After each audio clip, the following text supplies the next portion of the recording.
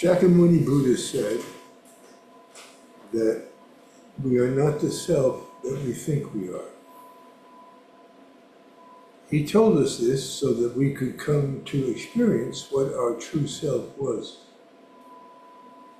He further warned that believing in this fictitious self causes our mental suffering, but that this could be put an end to by giving up on this self. The Heart Sutras, Form is Emptiness, is an expression of the above. Form is us living with the self, and emptiness is us living without it. However, form as emptiness does not contain the final answer of who we are, because coming after this form as emptiness is emptiness as form, in which form is us reappearing from emptiness. That is to say, we are neither who we think we are, nor who we think is the opposite of that. The important word here is think, as you can see, because thinking is what often gets in the way of our life. Our not being who we think we are or anything else we think we are. The robe chant that we just did, beginning with Great Robe of Liberation, next states for field far beyond form and emptiness. The robe is called a field because it is made out of individual pieces of cloth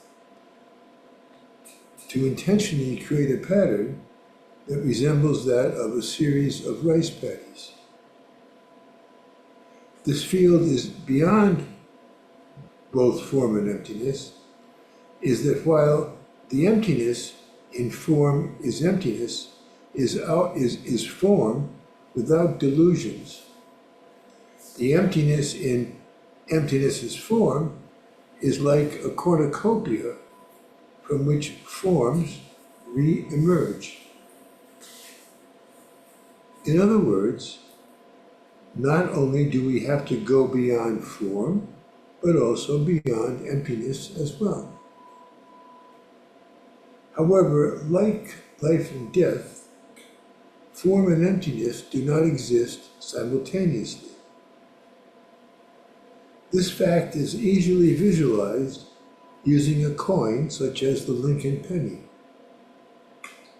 If a penny had consciousness, the Lincoln profile side would not know that the Lincoln monument was on its back,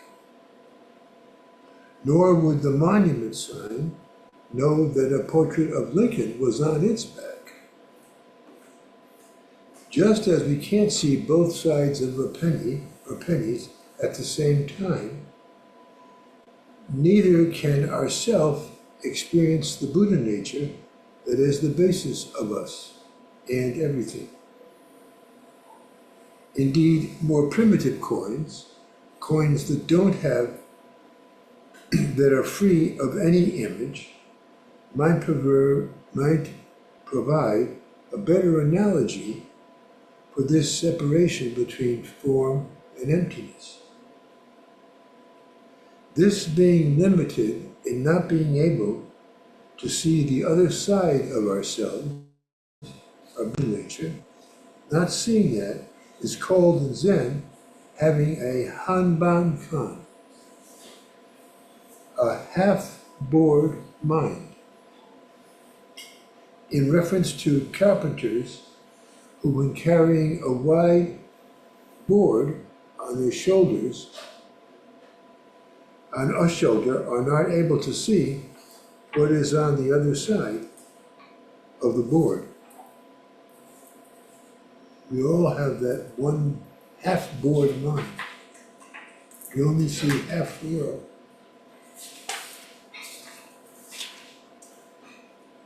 Being motivated, of course, is important in everything, including practice. And most of us probably start meditating with the sole purpose of helping ourselves. However, sitting in order to experience emptiness just doesn't work. For all attempts to do this must be taking place in form. What we do find is that the self that we think we were helping out by sitting turns out to be itself the problem and needs to be dealt with. Moreover, this self will turn out to be a concept created out of thinking. And the same is true about emptiness as well.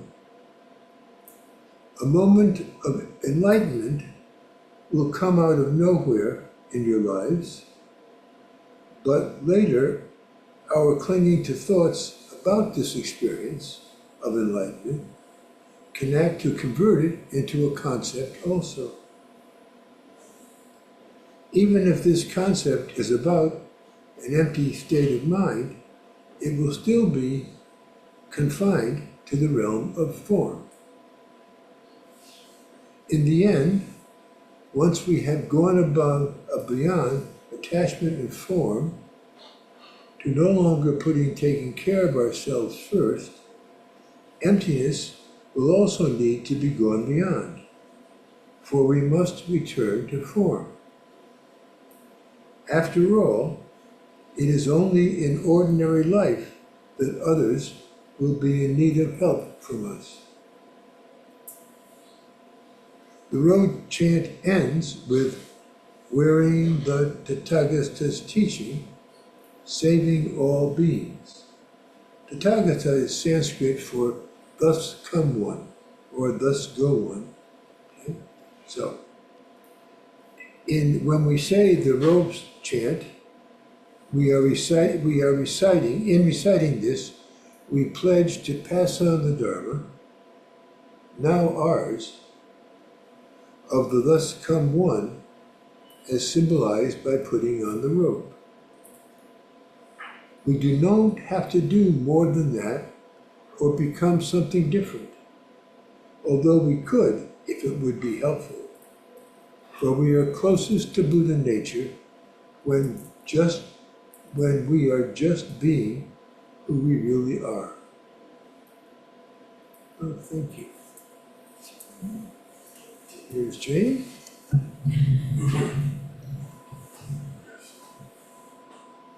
My partner in love in Zen crime. So I had a question. You said Yes. something like form and emptiness don't exist simultaneously, something like that. Yeah. So what does It that can't mean? be. Or how do you square that? Well, yeah, also, so first of all, what did you say? And second of all, how do you square that with form itself is emptiness, emptiness itself is form? It's a different part of the practice. Okay. And so there's parts.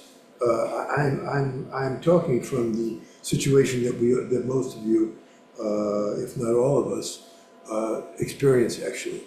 But when we go further on, then a time comes in the practice when form is form and emptiness is emptiness. In that case, however, they are still separate. You are completely within the practice. And then other times, you're completely within daily life. And they're different experiences.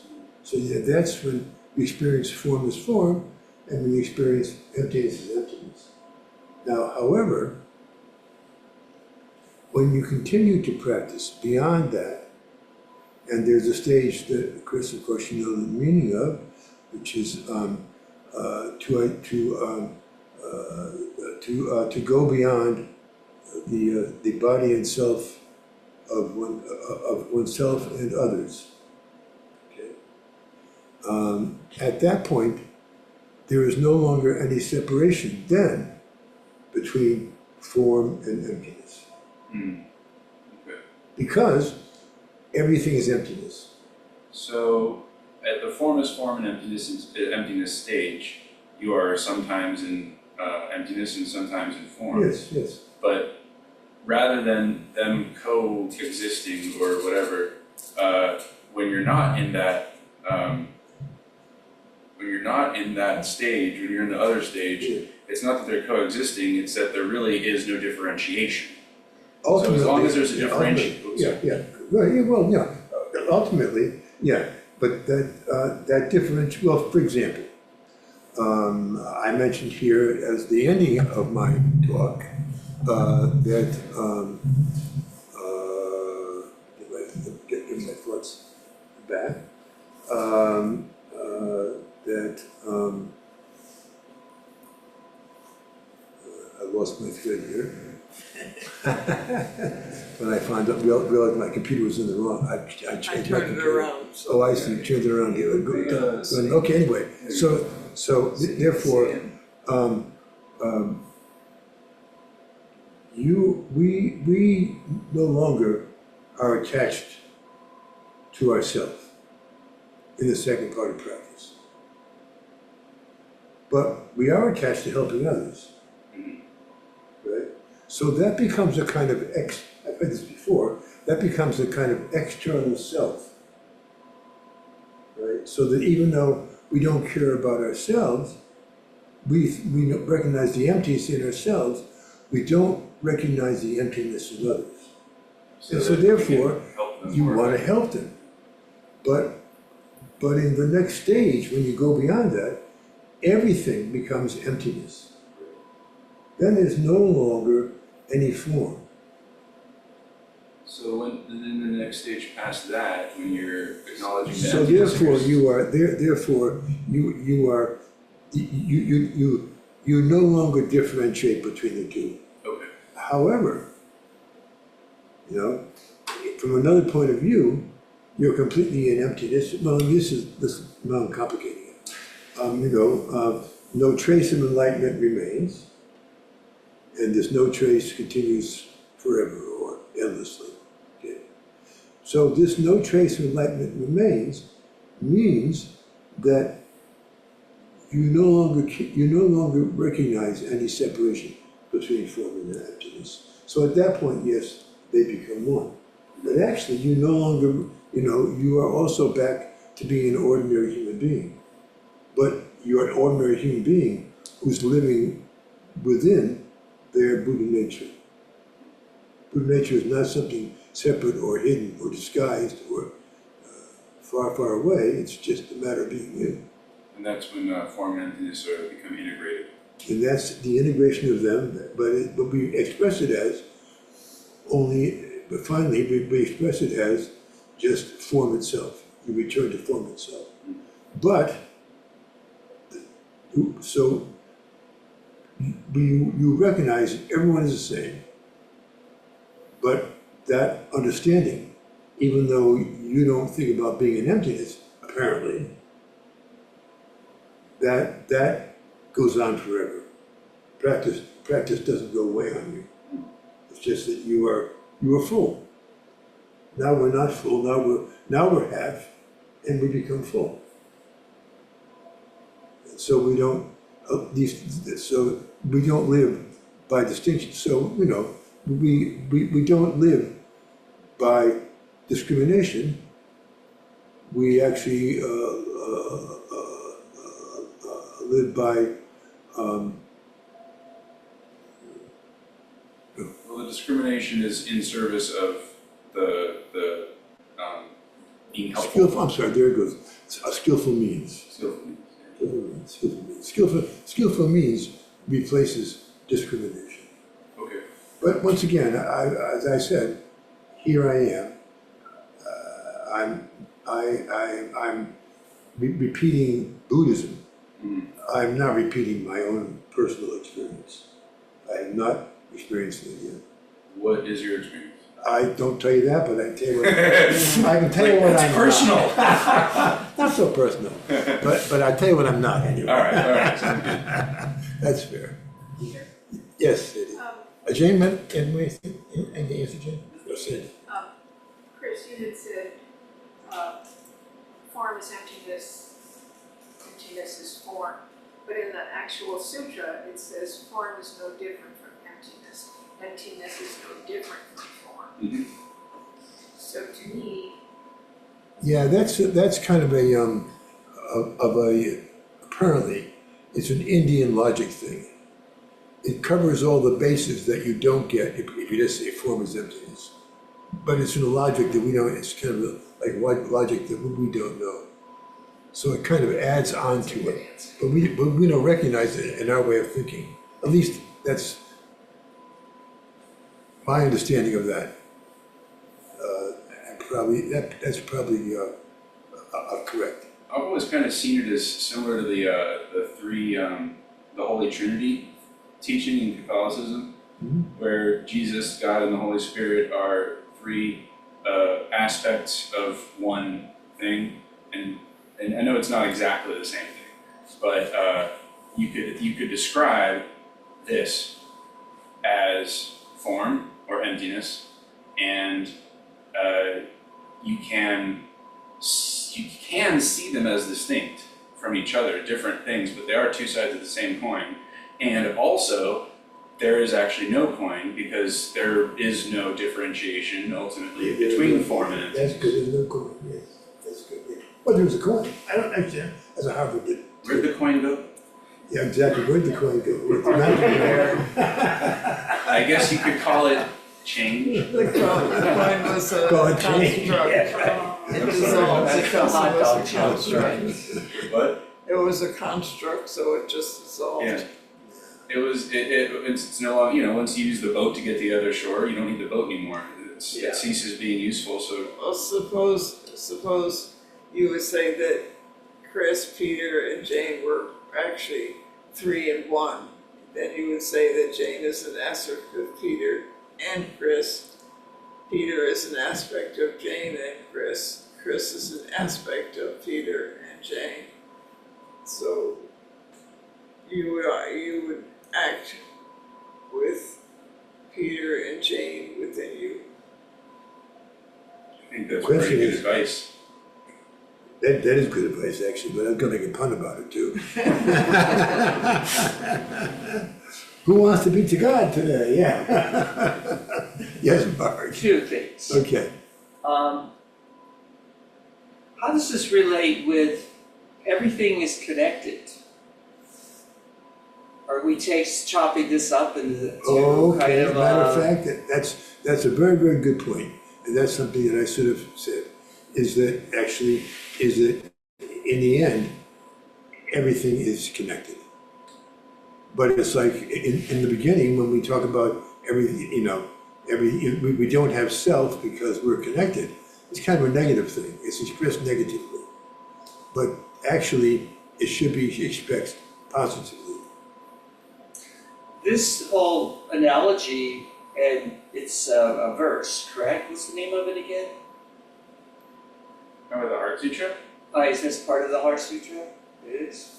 The form is emptiness, emptiness is Okay, form. you're right, yeah, I'm sorry. Okay, yeah, Okay, that's so- what's there, yes. So, is this similar to the Ox stories of that we move from, it's kind of a journey, we move through these different concepts and we come around full circle?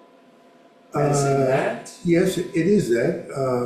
And that we're not so- any one of those in particular things? We might be in temporal time, but we're not, as Chris pointed out, there is no coin, there is no real journey except in our own minds and in our learning. Is that correct? However, there's, once again, even though the old man at the end starts out as a young man like you, right? Thank Yeah, you. okay. I appreciate that today. But, yeah, so therefore, these same stages are talked about during the various stages of the Ox-Hardy picture. And of course, the last one is the sage, as it were, or the Zen master, coming down and talking to kids in the street. He's going back and he's joined society. But what he's gone through with these various transformations, understanding of his nature, those don't disappear. Yes, right. But however, the eighth Oxford picture is the one in which is when there's no longer any distinctions left. It's just emptiness. Cessation of differentiation between form. Yes, that's right. The client's gone. And there's no longer Yeah. a self. Which is ironic because it's often represented with an enso, which is sort of coin shaped, but that's So just. self and other became the same. I think that's why I like the enso so much, is because if you zoom in on any given part, some parts are solid, some parts are barely there, but it's all part of the same expression. And just reality is an expression of, whatever this, the thusness, itness. Okay, the thusness is number 9. Oh, I've read about it recently as well.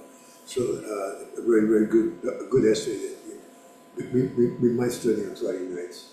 okay. Yeah, I gave it to Rachel, and she liked it very much too.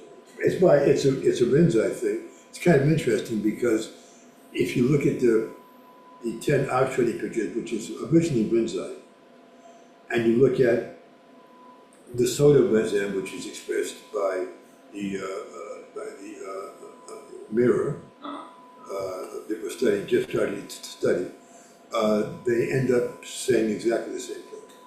There's no difference. You can find no difference between Soto's and in the real practice of human nature. They are exactly the same. Could you elaborate on those two things, because I would think we have a lot of beginners here. Yeah, They I'm might not sorry. get Yeah, the there's a mirror. lot. This is We've said. anyway. Of course, there's this Rinzai and Soto. You know those words? Yeah. And we're Soto because Suzuki Roshi was. Now, if he'd been Rinzai, we would have been Rinzai. That's true. It's just a matter of who your teacher was, not which is better or wrong. But they have different understandings, particularly in the beginning of practice. And they're expressed very strongly in the 6 patriarchs, the Sutra of the 6th Patriarch, which was changed by someone in the Rinzai side and tried to cut out the Soto Zen. But actually, and so there are 2 streams left from that part. One was the meditation and the clear, empty mind of Soto Zen, and another was trying to get enlightened very, very quickly. But once you get past that, there is no difference. Getting enlightened in the 10 Akshani pictures, so-called text Akshani pictures, the first enlightenment is seeing the tail of the ox. It's called the Akshani pictures. And in the Akshani pictures, there are 10 stages. They do represent what changes as you practice, okay? Very, very clearly and very, very simply. But anyway, we start searching. Something is wrong. We know something's wrong. That's just wandering in the woods of our ordinary life, or jungle in the case of Asia, Southern Asia. The second one is you do practice, and you start to practice like you're practicing, but you practice for quite a long while, and you come to slowly understand things about yourself, and also things that you have to get rid of. What we're studying right now is another Rinzai person's thing, but Soto Zen Rinzai person kind of thing, but in which we're talks about there's 2 things. There's our real nature, and there's our delusions. In this translation, they're called vexations. And so practice is only a matter, from that point of view, of getting rid of our delusions, our mistakes in thinking that cause us to suffer. And when we're finished when those are gone, then Buddha nature is there. And you experience it physically as well. And that keeps changing and changing until only Buddha nature is there. But then you also go beyond that.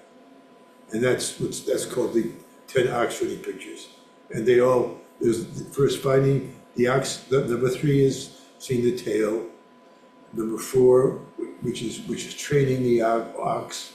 Number 5 is returning with the ox. At that point, you've already mastered more than what I talked about today. And then the next one is the ox has disappeared and just the person remains. And then the person disappears. So we and the whole world, everything becomes emptiness. Emptiness doesn't mean you're in some fog or some clouds in heaven or anything like that. It means you no longer are bothered by the things that used to bother you, which are very, very challenging, actually. It makes our life challenging. And we try to directly deal, in Buddhism, we try to directly deal with the challenges. We don't express them as, my challenge is this and this and this. It's just what we experience. And so, all that's necessary is not, talk is useful to motivate. That's why it's here. And to explain, but basically, it's all about words. Because the only thing that matters is meditation. And not what you experience in each meditation, the effect that a meditation has upon your understanding of your life. And it all evolves naturally. Not that you taught this and you get that, taught this, you get that. No, you change and you notice what your changes are. Sometimes somebody else will say, gee, you're so different this way or that way, and it's like, But it's helpful to hear other people tell you, talk about it, yeah, because you do, and it happens to me all the time, not, I mean, quite often, when I'm reading,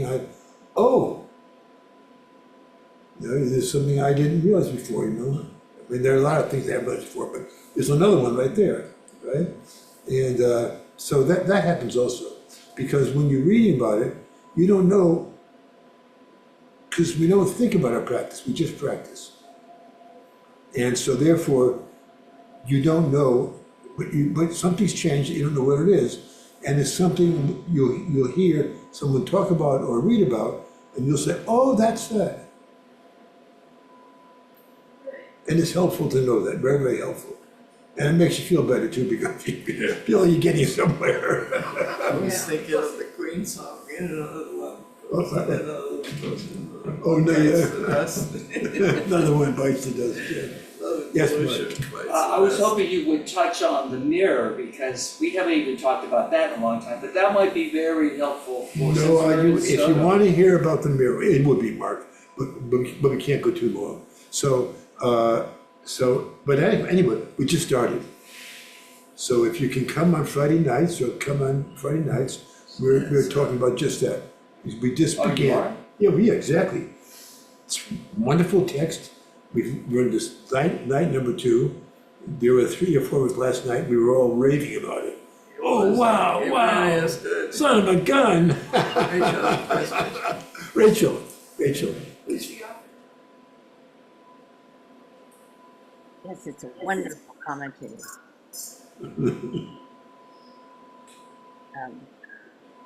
When you're talking about the 10 oxygen pictures and the different light stages, and sometimes something as simple as discomfort becomes less unpleasant. In other words, it isn't as though everything becomes marvelous, but all of a sudden discomfort that seemed unbearable earlier in life is still unpleasant, but it doesn't impede awareness of the situation, much less taking action. That's very true. Could you say some more about it? I didn't put my hearing aid in. I forgot. You don't know how to turn the volume on the TV up? I just tried to, no, I was not successful. I gotta go to back to the TV. Huh? What's it? I gotta turn it up on the TV. So No, I don't. It's, we're actually done now, actually. Yeah, we're going to have, because the main thing today, of course, is that for the, actually almost all of us here except for two. And but that is, anyway, we're going to have a service for Sandy's husband. So, is it time? Well, it's time for our service. It's already been a long time, so Okay. we should do our service, and then we'll do another service.